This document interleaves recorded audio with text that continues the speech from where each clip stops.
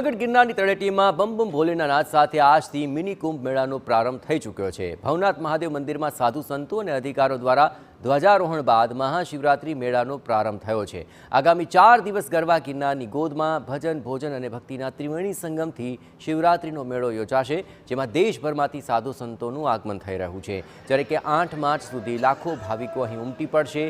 હર હર મહાદેવના નાદ સાથે લાખોની સંખ્યામાં શ્રદ્ધાળુઓ અહીં પુણ્યનું ભાથું બાંધશે।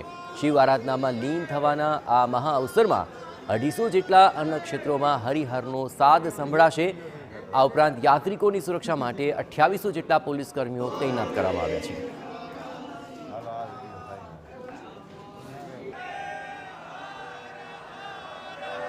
વિધિવત રીતે મહાશિવરાત્રી મેળાનો આજથી પ્રારંભ થયો છે। સાધુ સંતો અને જે તંત્ર દ્વારા જે મેળાનો પ્રારંભ કરવામાં આવ્યો છે, આપને જે દ્રશ્ય બતાવું છું કે ભવનાથ મંદિરના છે, કે ભવનાથ મંદિર ખાતે પણ લાખોની સંખ્યામાં ભાવિકો દર્શનાર્થે આવશે અને આ 5 દિવસના મેળા દરમિયાન જ્યારે મોટી સંખ્યામાં ભાવિકો આ મેળામાં જ્યારે નાગા સાધુઓના દર્શન કરી અને ભવનાથ મંદિરના દર્શન કરી અને બહુ ધન્યતા અનુભવશે।